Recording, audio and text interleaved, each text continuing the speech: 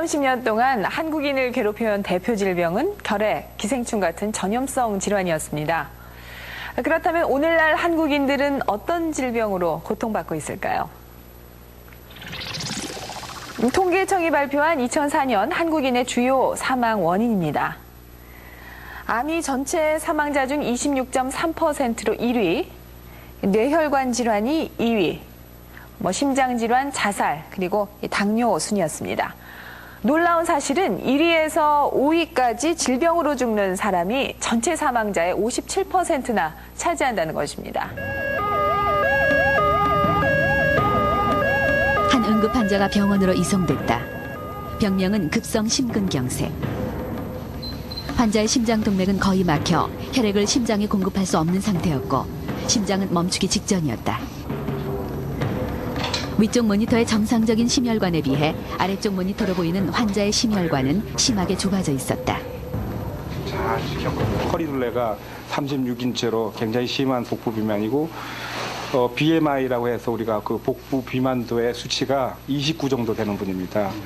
이분은 평소에 물론 혈압이 조금 높게 했지만 심한 정도는 아니었는데 이렇게 복부 비만이 오면서 몸에 변화가 옵니다. 급성 심근경색의 원인은 바로 복부 비만. 이 환자는 최근 한 달 동안 체중이 무려 7kg이나 늘었다.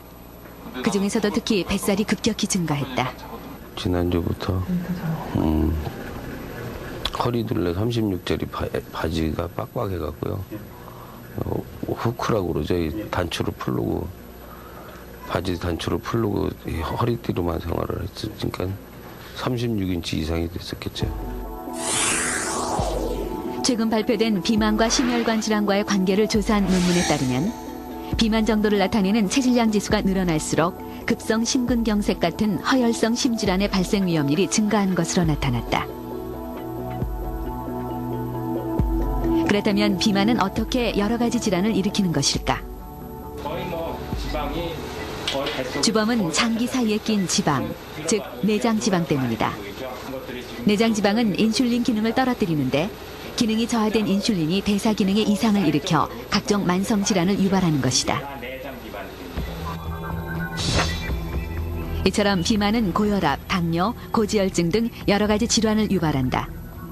비만도가 높아질수록 이런 질환이 생길 확률 또한 더욱 높아진다. 국민건강영양조사에 따르면 비만 인구는 꾸준히 늘어나고 있는 추세다. 2005년 현재 인구의 30% 이상이 비만으로 나타났다. 비만과 맞물려 문제가 되고 있는 것이 대사증후군이다. 최초로 대사증후군의 위험성을 밝혀낸 미국 스탠퍼드대 제럴드 리본 박사. 리본 박사는 오랫동안 대사증후군과 비만과의 상관관계를 연구해오고 있다. 최근 발표한 연구 결과에 따르면 건강한 40, 50대 가운데 3분의 1 정도가 대사증후군에 걸려 있다고 합니다. 연구 대상자들은 40, 50대의 비교적 젊고 건강한 사람들이었습니다. 그런데도 대사증후군에 걸린 사람들은 7명 중 1명이 5년 이내에 심장관상동맥의 이상으로 심장 발작을 일으켰고 40%는 6년 이내에 암, 심장병, 당뇨병, 고혈압에 걸렸습니다. 각종 질환을 야기하는 대사증후군은 5가지 기준에 의해 진단된다. 우선 복부 비만의 정도를 알 수 있는 허리둘레, 그 다음으로 혈압과 콜레스테롤, 그리고 혈당과 중성지방 수치가 이에 해당된다. 이 5가지 기준 중 3가지에 해당하면 대사증후군으로 간주하는데 가장 중요한 것이 복부 비만이다. 대사증후군의 원인 중 25%가 체중, 또 다른 25%는 신체 활동 정도에 따라 좌우됩니다.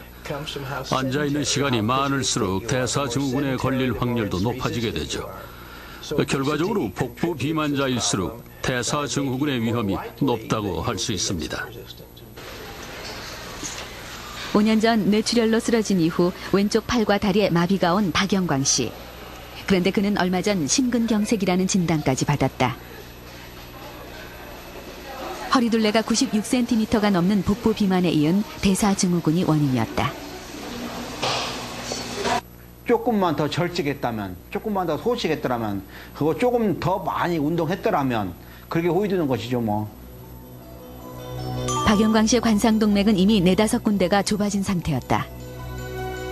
복부 비만은 소위 얘기해서 생명선이라고 생각해야 될 정도로 중요하죠. 즉 복부의 둘레가 커질수록 생명은 반비례한다는 거죠. 생명 연장 기간이. 비만의 위험성은 대사증후군으로 이어진다는 데 있다. 대사증후군은 체내의 정상적인 대사작용을 방해해 당뇨, 심근경색, 뇌질환, 그리고 암 등 수많은 만성질환을 일으키기 때문이다.